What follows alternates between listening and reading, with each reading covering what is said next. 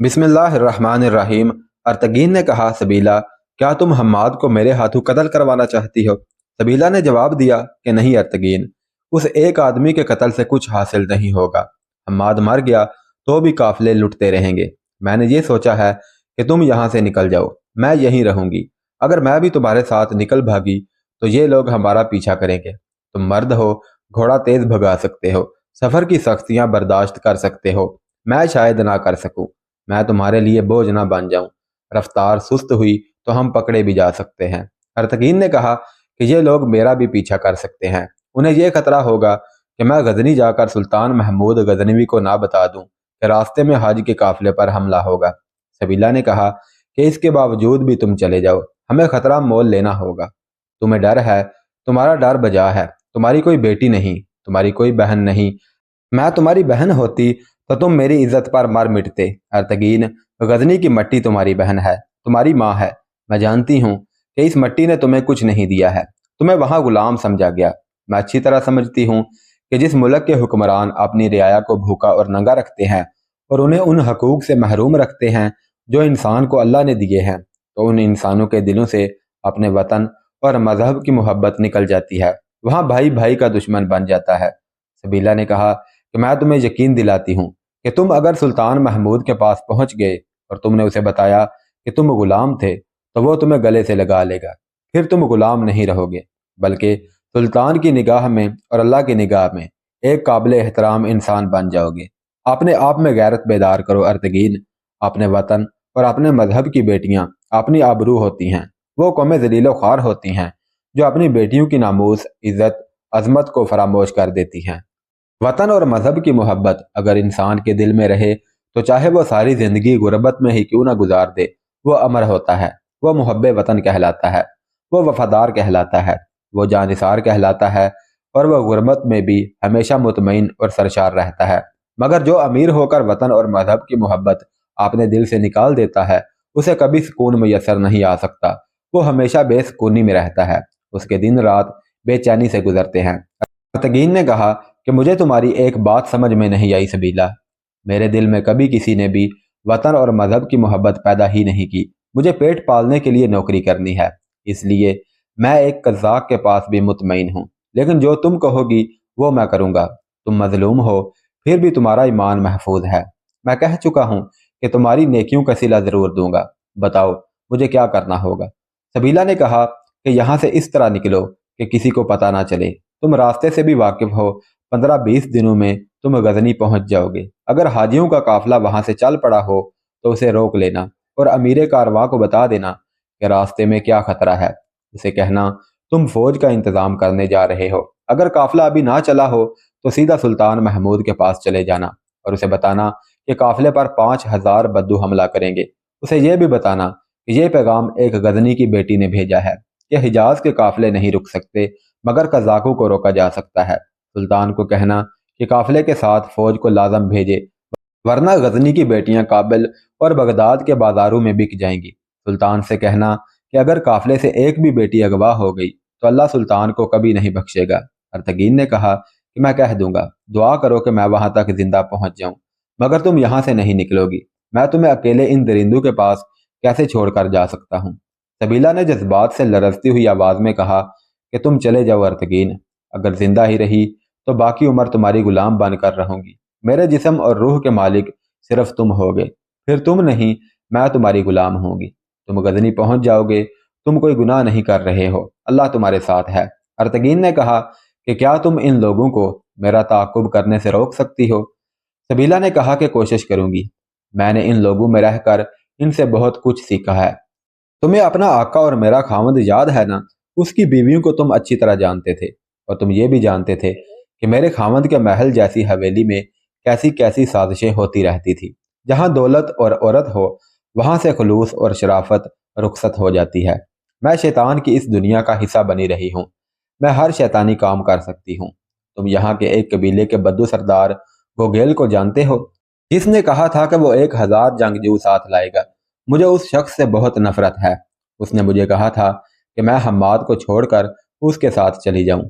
मैंने उसे कहा था कि गो मैं हम्माद की बीवी नहीं हूं, फिर भी मैं हम्माद को धोखा नहीं दूंगी। उसने लालच दिया था پھر مجھے دھمکی بھی دی تھی کہ وہ مجھے اغوا کر لے گا۔ اس نے یہ بھی کہا تھا کہ میں نے اگر حماد کو بتا بھی دیا تو وہ مجھے قتل کرا دے گا، میں شاید اس سے انتقام لوں۔ خیر، تم یہاں کی چھوڑو، اپنی بتاؤ کہ کب یہاں سے روانہ ہو رہے ہو؟ ارتگین نے کہا کہ اب مزید مجھ سے کچھ نہ پوچھنا، بس تم یہاں سے چلی جاؤ۔ رات کا آخری پہر گزر رہا تھا۔ سبیلا نے ارتگین کا ایک ہاتھ اپنے ہاتھ میں لیا اور اس کو چوما اور پھر اپنی آنکھوں سے لگایا اور واپس اپنے خیمے میں آ گئی۔ خیمہ گاہ میں وہی سکوت تھا جو پہلے تھا۔ ان لوگوں کو جاگنے کی کوئی جلدی نہیں تھی۔ ارتگین ان کے بے تاج بادشاہ کا محافظ خاص تھا، اسے گھومنے پھرنے کی کوئی چیز اٹھا لے جانے سے کوئی نہیں روک سکتا تھا۔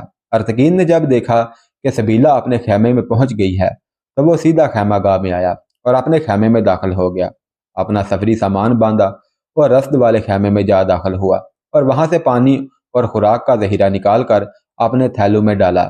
پھر وہاں سے جانوروں کے باندھنے والی جگہ پر آ گیا، وہاں سے ایک اونٹ کھولا، اس پر زین کسی، سامان باندھا، اس پر سوار ہوا اور اسے اٹھا کر روانہ ہو گیا۔ سبیلا اپنے خیمے کا تھوڑا سا پردہ ہٹا کر سب دیکھ رہی تھی۔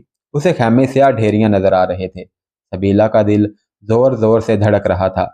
کچھ دیر بعد اسے خیموں سے دور ایک اونٹ کا ہیولا نظر آیا۔ سبیلا کے دل سے دعا سرگوشیاں بن کر نکلنے لگی۔ اونٹ کا ہیولا چھوٹا ہوتا ہوتا دور ہوتا گیا، پھر وہ ہیولا سبیلا کے آنسوؤں میں چھپ گیا۔ سبیلا بستر پر جا گری اور اس کی آنکھ لگ گئی۔ سبیلا کی جب آنکھ کھلی تو آدھا دن گزر گیا تھا۔ وہ اٹھ بیٹھی، اسے رات کی بات یاد آئی تو اسے خوف محسوس ہونے لگا، جیسے ارتگین اسے دھوکہ دے کر حماد کو سب بتا دے گا۔ وہ خیمے سے باہر نکلی اور ارتگین کے خیمے کا پردہ ہٹا کر دیکھا تو اس کے ہتھیار تیر کمان، تلوار، خنجر اور سامان وغیرہ نہ تھا۔ سبیلا ارتگین کے خیمے سے نکل رہی تھی تو حماد اپنے خیمے سے باہر آ گیا۔ اس نے سبیلا کو اپنے پاس بلا کر پوچھا کہ وہ ارتگین کے خیمے میں کیا لینے گئی تھی۔ سبیلا نے اپنے چہرے پر گھبراہٹ کا تاثر پیدا کرتے ہوئے کہا کہ میں ارتگین کو دیکھنے گئی تھی کہ وہ اپنے خیمے میں ہے یا نہیں، مگر وہ نہیں ہے۔ مجھے ڈر ہے کہ وہ زندہ نہیں ہے بلکہ قتل ہو چکا ہے۔ حماد نے پوچھا کہ قتل؟ یہاں کون کسی کو کیوں قتل کر سکتا ہے؟ سبیلا نے کہا کہ گوگیل نے ارتگین کو غائب کر دیا ہے اور اب میری باری ہے۔ میں نے آپ کو پہلے نہیں بتایا تھا کہ آپ مجھے پہلے جب یہاں لائے تھے تو گوگیل نے مجھے دھمکیاں اور لالچ دے کر منوانے کی کوشش کی تھی کہ میں آپ سے بھاگ کر اس کے پاس چلی جاؤں، مگر میں نے اسے کہا تھا کہ میں اپنے آقا کو دھوکہ نہیں دے سکتی۔ اس کے بعد وہ اب آیا ہے۔ گزشتہ رات میں آپ کے ساتھ آپ کے خیمے میں گئی تھی، آپ سو گئے تو میں وہاں سے نکل کر اپنے خیمے میں جانے کی بجائے پانی کی طرف چلی گئی تھی۔ گوگیل شاید میرا پیچھا کر رہا تھا، وہ میرے پاس آ گیا اور مجھے ورغلانے لگا۔ میں نے اسے ٹالنا چاہا تو اس نے میرے ساتھ دست درازی شروع کر دی۔ میں اپنے آپ کو اکیلی سمجھ رہی تھی کہ اچانک وہاں ارتگین آ گیا۔ وہ مجھے بتائے بغیر میری حفاظت کے لیے مجھ سے کچھ دور تھا۔ گوگیل نے اسے آپ کا غلام سمجھ کر بہت سی گالیاں دی اور وہاں سے چلے جانے کو کہا، مگر ارتگین نے بڑی دلیری سے کہا کہ وہ اپنے آقا کی عزت پر اپنی جان قربان کر دے گا۔ گوگیل نے اسے کہا کہ یہ رات تمہاری زندگی کی آخری رات ہے، اگر زندہ رہنا چاہتے ہو تو اپنے آقا کے خیمے میں جا کر سونا۔ پھر گوگیل وہاں سے چلا گیا۔ ارتگین مجھے میرے خیمے میں چھوڑ کر چلا گیا۔ میں جانتی ہوں کہ گوگیل درندہ ہے، اسی نے رات کو ارتگین کو غائب کروایا ہے۔ حماد غصے سے پھنکارنے لگا۔ اس نے گوگیل کو بلایا اور کہا کہ میں جانتا ہوں کہ تم قبیلے کے سردار ہو، لیکن تم بھول گئے کہ میں کون ہوں۔ میں تمہیں بخش دوں گا، میرا آدمی میرے حوالے کر دو۔ گوگیل نے حیران ہو کر پوچھا کہ کون سا آدمی؟ حماد نے کہا کہ ارتگین، میرا محافظ، جو گزشتہ رات تمہارے اور سبیلا کے درمیان آ گیا تھا۔ گوگیل حیران و پریشان ہو گیا۔ سبیلا نے حماد سے کہا کہ یہ اپنا جرم قبول نہیں کرے گا اور انجان بن رہا ہے۔ حماد نے کہا کہ گوگیل، کیا تم ایک غلام اور داشتہ کی خاطر مجھ سے دشمنی مول لے رہے ہو؟ اس وقت ہمیں اتفاق اور اتحاد کی ضرورت ہے۔ میں تمہیں اس جیسی 10 لڑکیاں لا دوں گا، مگر تم نے میری داشتہ پر دست درازی کر کے میرے محافظ کو غائب کروا دیا۔ کیا تم قبیلے کے سردار ہو؟ کیا تم مجھ سے ٹکر لے کر سردار رہ سکو گے؟ کیا تم زندہ بھی رہ سکو گے؟ بات بہت بڑھ گئی۔ چونکہ گوگیل نے ارتگین کو غائب نہیں کروایا تھا، اس لیے وہ آگ بگولا ہو رہا تھا۔ حماد نے تمام سرداروں کو اکٹھا کیا اور سبیلا سے کہا کہ وہ سب کو بتائے کہ گوگیل نے کیا کیا تھا۔ سبیلا نے پہلے والی کہانی سب کے سامنے دہرا دی۔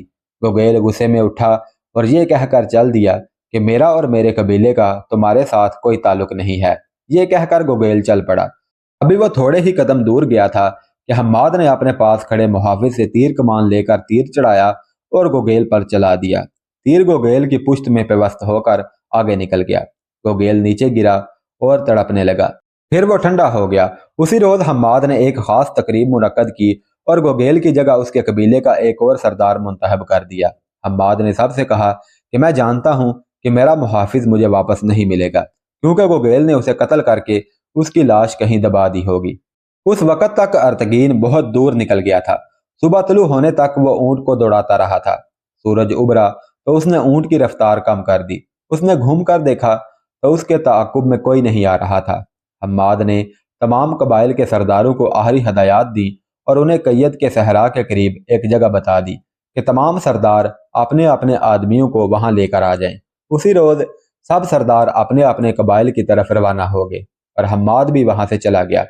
حماد جب اپنے ٹھکانے پر پہنچا تو اس کا ایک جاسوس غزنی سے آیا ہوا تھا، جس نے اسے بتایا کہ غزنی کے قافلے کی نفری اور زیادہ بڑھ گئی ہے اور اس میں مالدار تاجروں کی خاصی تعداد ہے۔ اس نے حماد کو یہ بھی بتایا کہ راستے میں لوگ اس قافلے کا انتظار کر رہے ہیں، اس طرح یہ قافلہ اور زیادہ بڑا ہو جائے گا۔ اس جاسوس کو ایسے کوئی آثار نہیں ملے تھے کہ قافلے کی حفاظت کے لیے فوج کا انتظام ہوگا یا نہیں۔ سلطان محمود غزنوی قافلے کے ایک وفد سے کہہ رہا تھا کہ میں قافلے کی حفاظت کے لیے حجاز تک فوج کا دستہ ساتھ کیسے بھیج سکتا ہوں؟ قوم کے ہر فرد کو سپاہی ہونا چاہیے۔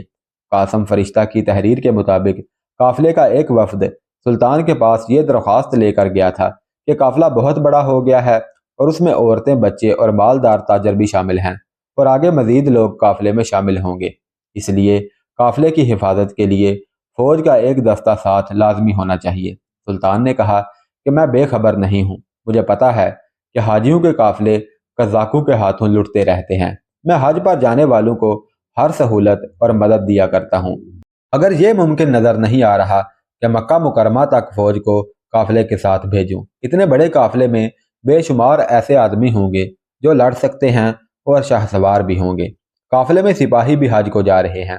آپ لوگ پوری طرح مسلح ہو کر جائیں، تیر کمان ساتھ رکھیں۔ مجھے اتنے بڑے قافلے پر حملے کا کوئی خطرہ نظر نہیں آتا۔ قافلے وہ لٹتے ہیں جن میں مسافر کم ہوتے ہیں۔ آپ لوگ بے خوف ہو کر جائیں۔ جب وفد چلا گیا تو سلطان نے اپنے سالاروں کو بلایا اور کہا کہ میں نے ان لوگوں کو مایوس کیا ہے، یہ فریضہ حج ادا کرنے جا رہے ہیں، مجھے ان کی درخواست مان لینی چاہیے تھی، لیکن آپ دیکھ رہے ہیں کہ ہمیں فوج کی کتنی ضرورت ہے۔ یہاں کے حالات ٹھیک نہیں، سرحدوں پر ہر وقت خطرہ رہتا ہے۔ ابھی 2-3 دن گزرے ہیں کہ ہندوستان سے تشویشناک خبر آئی ہے۔ میں آپ کو بتا چکا ہوں کہ کنوج کا راجہ جو ہمارے حملے سے پہلے بھاگ گیا تھا، ہمارے قلعہ دار کے پاس آیا تھا۔ اس نے ہماری سب شرائط مان کر کنوج سے کچھ دور باری نامی شہر میں اپنی نئی راجدھانی بنانے کی اجازت مانگی ہے۔ میں نے اس سے تاوان اور باج وصول کر کے اسے نئی راجدھانی بنانے کی اجازت دے دی ہے، مگر وہاں کا لنجر، گوالیار اور لاہور کے 3 راجے مل کر راجیہ پال کے دشمن بن گئے ہیں۔ کنوج سے پیغام آیا ہے کہ یہ راجے راجیہ پال کو اپنے ساتھ ملانے کی کوشش کر رہے ہیں اور انہوں نے ہمیں شکست دینے کے لیے ہمارے خلاف اپنا متحدہ محاذ بھی بنا لیا ہے۔ معلوم نہیں کہ ہمیں کب ہندوستان کو کوچ کرنا پڑ جائے۔ حج کا قافلہ روانہ ہونے والا تھا۔ سلطان کے پاس جو وفد گیا تھا اس نے سب کو کہہ دیا کہ سب مسلح ہو کر جائیں۔ ہتھیاروں کی فراہمی کے لیے قافلے کی روانگی 1-2 دن کے لیے ملتوی کر دی گئی اور اسی وقت سلطان کو اطلاع دی گئی کہ کوئی ارتگین نام کا آدمی جو کہ بہت بری حالت میں ہے کہتا ہے کہ میں بہت دور سے آیا ہوں اور سلطان سے ملنا چاہتا ہوں۔ یہ بھی کہہ رہا ہے کہ حاجیوں کے قافلے کو ابھی روک کر رکھو۔ سلطان حاجیوں کے لیے ضروری کام بھی چھوڑ دیا کرتا تھا۔ اس نے ارتگین کو فوری بلا لیا۔ وہ تو زندہ لاش بن چکا تھا، منہ کھلا ہوا تھا اور آنکھیں بند ہوئی جا رہی تھیں۔ وہ کھڑا رہنے کے قابل بھی نہ تھا۔ اسے سہارا دے کر بٹھایا گیا، اسے مشروب پلائے گئے، کچھ کھلایا گیا تو اس کے ہوش ٹھکانے آنے لگے۔ وہ اچانک اٹھ کھڑا ہوا اور کمرے میں تیز قدموں کے ساتھ چلنے لگا۔ ارتگین نے کہا، سلطان غزنی و خراسان سے معافی چاہتا ہوں۔ 1 مہینہ ہو گیا ہے میں اپنے پاؤں پر نہیں چلا ہوں۔ پہلے اونٹ پر سوار رہا، پھر پہاڑی علاقہ آیا تو ایک سوار سے گھوڑا چھین کر سوار ہوا اور اونٹ اسے دے دیا۔ راستے میں مزید 2 مسافروں سے घोड़े छीने और थके हुए घोड़े उनके हवाले करके उनके घोड़े लेकर सफर जारी रखा। घोड़े की पीठ पर ही खाता पीता रहा और किसी भी घोड़े को आहिस्ता ना चलने दिया, बल्कि तेज भगाता रहा, वरना 1.5 माह की मुसाफत 1 माह में तय ना होती। सुल्तान ने पूछा कि ऐसी कौन सी बात है जिसने तुमको मुझ तक आने पर मजबूर कर दिया। अर्तगीन ने कहा कि सुल्तान, अगर आप हिजाज के काफिले के साथ फौज के 2 दस्ते नहीं भेज सकते तो फिर काफिले को गजनी से बाहर ना जाने दीजिएगा। कैद के सहरा में काफिले को लूटने के लिए डाकुओं का एक गिरोह बल्कि फौज खैमादन है, जिसे खलीफा बगदाद की पुश्त पनाही हासिल है। सुल्तान ने हैरत से कहा, क्या खलीफा बगदाद की पुश्त पनाही? अर्तगीन ने कहा कि अगर सुल्तान को एक गुलाम की बात पसंद नहीं आई तो जान बख्शी मांगता हूँ। अगर खलीफा की पुश्त पनाही नहीं तो उसके सालारू और हाकिमों की पुश्त पनाही और मदद हासिल होगी। अगर यह भी नहीं तो इसे झूठ मत समझना। तमाम बद्दू कबाइल एक शख्स हम्माद की क़यादत में गजनी के काफिले को कैद के सहारा में उस जगह जहाँ टीले ज्यादा हैं लूट लेंगे और काफिले में मौजूद जवान लड़कियों को उठा कर ले जाएंगे। हम्माद बगदाद गया था। मैं चूंकि उसका मुहाफ़िज़े हास था इसलिए मैं भी साथ गया था। हम्माद पहले खलीफा के 2 सालारों से मिला था, फिर वो हम्माद को खलीफा के पास ले गए थे, जहाँ वो खलीफा से भी मिला। अर्तगीन ने सुल्तान को मुकम्मल तफसील बता दी कि हम्माद ने किस तरह और कहाँ तमाम बद्दू कबाइल को इकट्ठा किया और काफिले को कहाँ और किस तरह लूटने का मंसूबा बनाया, और उन कज़ाकों की तादाद 5000 होगी। 5000?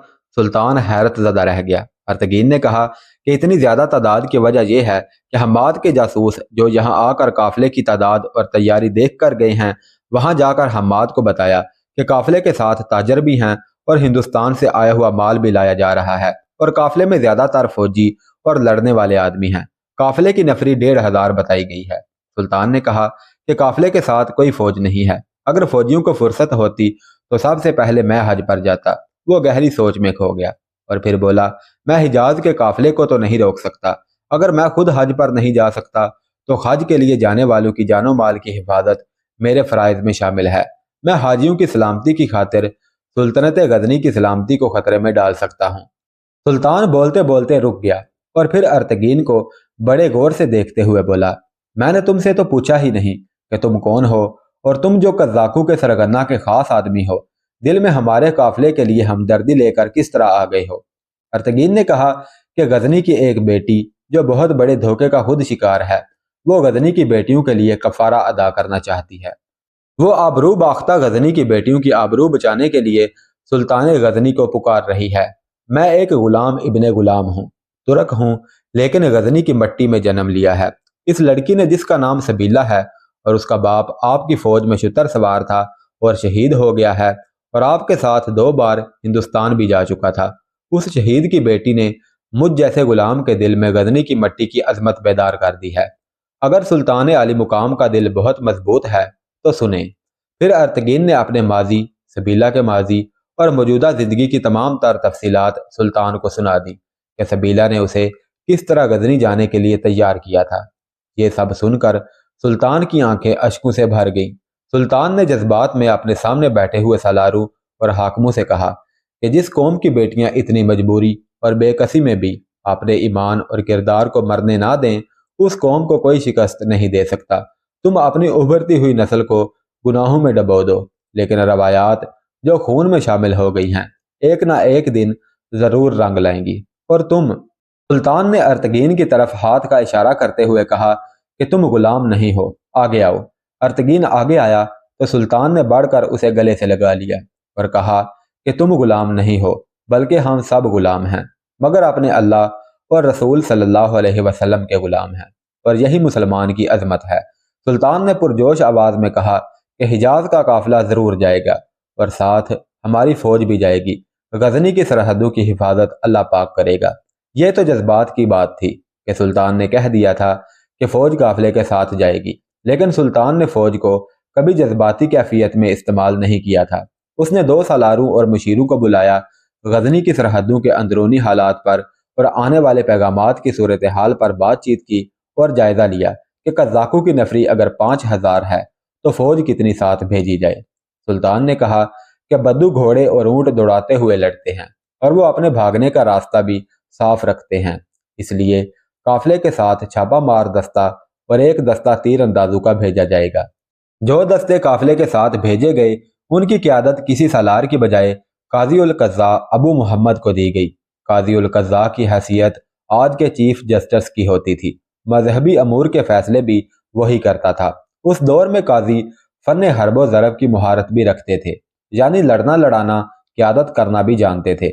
آج کے قاضیوں کی جو حالت ہے وہ ہم سب کے سامنے ہے۔ بے ایمان، جھوٹے، مکار، فریبی، رشوت خور، جھوٹے، بکاؤ، یعنی کوئی ایسی لعنت نہیں جو ان میں موجود نہ ہو۔